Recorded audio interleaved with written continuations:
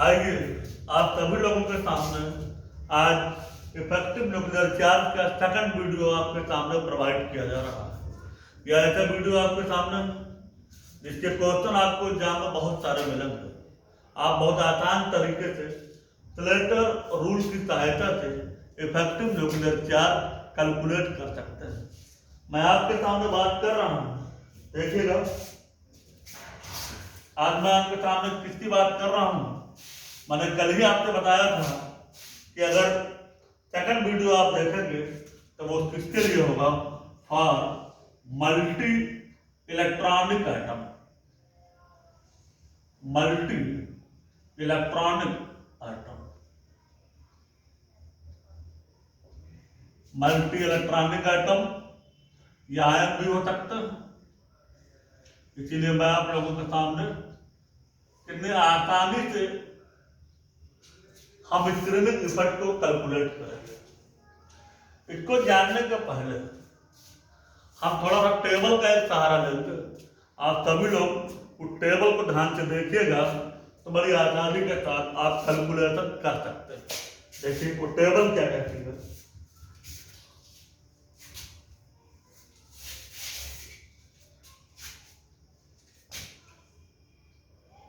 ये ऑर्बिटल है,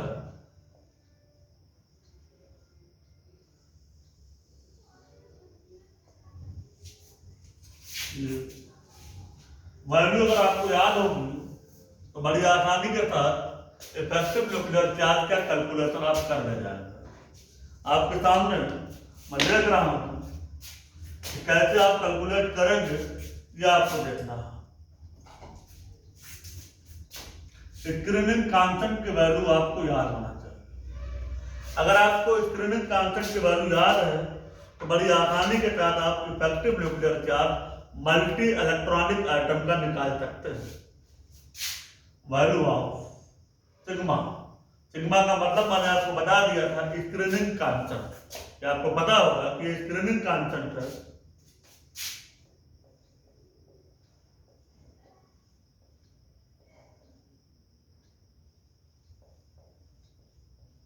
ये आपके सामने मैंने दे दिया। अब इसके इस वैल्यू के 3 पार्ट में कर रहा हूं आपके सामने, ये 3 पार्ट कर दिया। अब आप इसको बहुत अच्छी तरीके से देखिएगा कि मैंने कैसे इनके 3 पार्ट किया। ये 3 पार्ट आपके सामने किया, ये आपके सामने लिया अन, अन का मतलब है आउटर तक। फिर मैंने आपके सामने लिया अन माइनस 1 और यहां पर मान लिया है अन माइनस 2 या अन माइनस 3, अन माइनस 2 या अन माइनस 3 मान लिया। ये कंडीशन कब की है, जब अनर या अनपी आउटर ऑर्बिटल, इसका मतलब हुआ ये कंडीशन मैं आपके सामने जो ले रहा हूं ये तब इस्तेमाल करूंगा जब आउटर ऑर्बिटल जो आपका होगा वो NS होगा या क्या होगा, NP होगा। तब हम इस वैल्यू को कैलकुलेट करेंगे। n-2 और n-3 के लिए स्क्रीनिंग कांस्टेंट की वैल्यू 1 होगी, n-1 के लिए 0.85, n-2 और n-3 के लिए कितना होगा 1, n-1 के लिए कितना होगा 0.85 और जो n होगा उसके लिए वैल्यू होगी 0.35। ये आपके सामने ये टेबल मैंने बना दिया। अब जरा देखिएगा, ये हो सकता है आपके सामने ये जो मैंने दिया है, आपके सामने ये भी कंडीशन आ सकती है कि आउटर सेल में जो इलेक्ट्रॉन होगा वो NS या NP के अलावा ND या NF ऑर्बिटल में हो। तब आप क्या करेंगे, मैं लिख रहा हूं इफ ND या NF आउटर ऑर्बिटल, ये कंडीशन आप तब इस्तेमाल करेंगे जब ये कंडीशन तब लागू होगी जब आउटर ऑर्बिटल आपका Nd या Nf हो। इसका मतलब वो आउटर ऑर्बिटल में जो इलेक्ट्रॉन होगा वो या तो d में होगा या तो किस में होगा, f में होगा। ये कंडीशन अगर आपके सामने लागू होती है तो हमारी कुछ वैल्यू है, इसको आप लोग देखेंगे। स्टार में लगा रहा हूं आप लोगों के सामने 0.35। मैं बार बार आपसे कह रहा हूं कि स्क्रीनिंग कांस्टेंट की वैल्यू आपकी याद होनी चाहिए।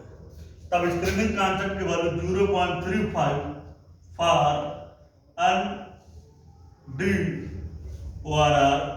NF orbital electron. उस समय जो हम Nd में या Nf में जो इलेक्ट्रॉन पाए जाएंगे उनके लिए वैल्यू कितनी रखेंगे, 0.35 रखेंगे। फिर इसके बाद स्टार मैंने लगा दिया 1.00। दूसरी वैल्यू आपको ये भी याद रखना फॉर आर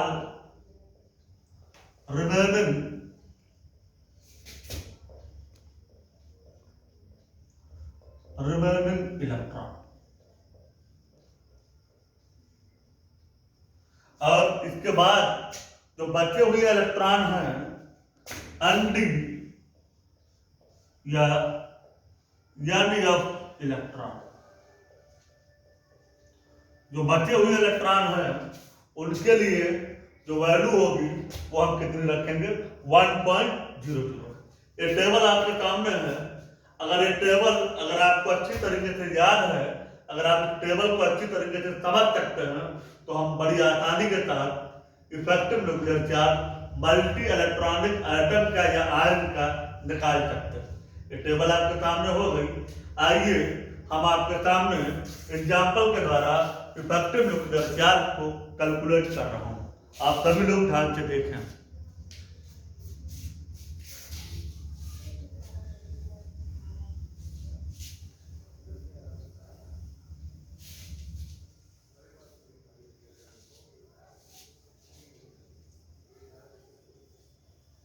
ये मान लिया आपसे पोटेशियम दे दिया मैंने, ये पोटेशियम है जिसका एटॉमिक नंबर 19 है।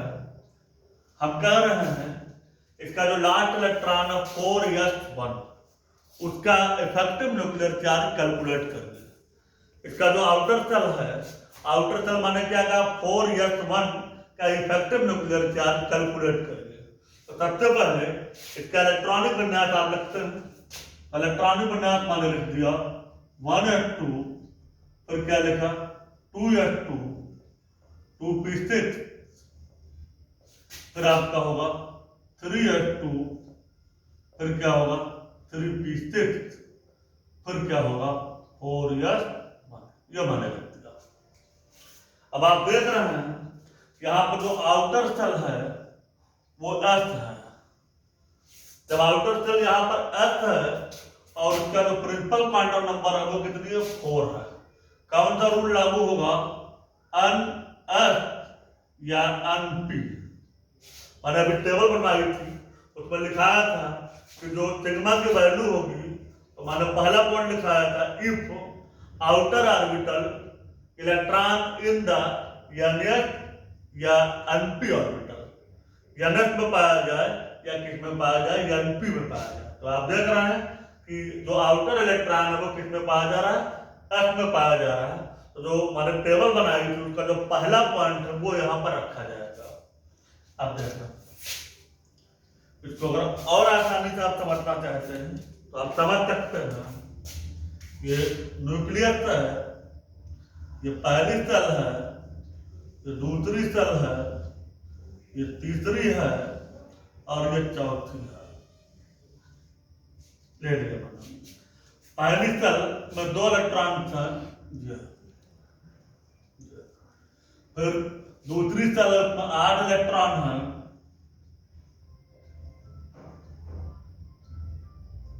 ये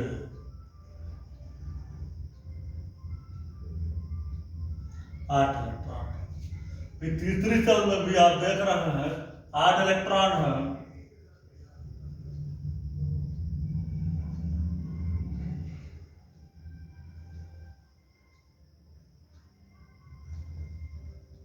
ये माना जाएगा, और फिर अंतिम इलेक्ट्रॉन आपका किसमें 4s में दे दिया। अब आप स्वयं देख सकते हैं कि इलेक्ट्रॉन है तो इलेक्ट्रॉनों के बीच में क्या पैदा होगा, प्रतिकर्षण पैदा होगा। इसका मतलब है स्क्रीनिंग कांस्टेंट की वैल्यू इसमें पाई जाएगी, और जब स्क्रीनिंग कांस्टेंट की वैल्यू पाई जाएगी तो इफेक्टिव न्यूक्लियर चार्ज कभी भी एटॉमिक नंबर के बराबर नहीं होगा।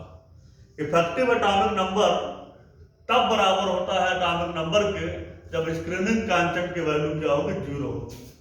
तो आइए देखिए, अगर डायग्राम आपको समझ में आया तो देखिए आपके सामने मैं चल रहा हूं, ये आपका अनंत है, ये आउटर सेल है, ये आपकी जो सेल है वो n-1 है।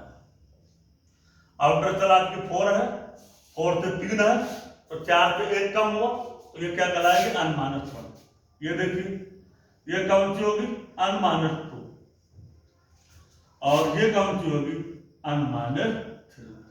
ये माने आप लोगों को समझ में आ रहा होगा, ये n-1 हुआ, ये n-2 होगा, ये n-3, क्योंकि आउटर सेल से 1 कम है इसमें आउटर सेल से 2 कम है प्रिंसिपल क्वांटम नंबर में, और यहाँ पर आउटर सेल 4 है तो कितना कम है, 3 प्रिंसिपल क्वांटम नंबर में। अब आपके सामने फार्मूला था Z इफेक्टिव बराबर Z माइनस सिग्मा, ये फार्मूला था। अब इस फार्मूले को हम आपके सामने यूज कर रहे हैं, और देखिए मैं कैसे कैलकुलेट करूंगा, ये अगर आप लोगों को समझ में आए तो Z इफेक्टिव का मतलब है effective nuclear charge equal to होगा 19, क्योंकि इसका एटॉमिक नंबर कितना है, 19 है, तो मैंने 19 की क्या किया, वैल्यू आपके सामने रख दिया। ये आप लोगों की बात मेरी समझ में आ गई। अब आगे आप देखिए कि मैं आगे क्या कर रहा हूँ। माइनस अब सिग्मा है तो सिग्मा को जरा समझने का प्रयास करिएगा। यहाँ पर हम 4s के इलेक्ट्रॉन के द्वारा इफेक्टिव न्यूक्लियर चार्ज कितना पैदा होता है ये कैलकुलेट कर रहा हूँ। तो इसका जब कैलकुलेट कर रहा हूँ तो इसकी तो बात समाप्त होगी, तो यहाँ पर क्या होगा, 0। यहाँ पर कोई भी वैल्यू रखी नहीं जाएगी। अब बचे आपके पास ये लोग, अब ये लोग बचे तो आपको मैंने अभी बताया था कि अगर n-2 या n-3 है तो उसका जो स्क्रीनिंग कांस्टेंट की वैल्यू होगी वो कितनी होगी, 1। भाई देखिए n-3 में क्या इलेक्ट्रॉन है तो 19 - 1 × 2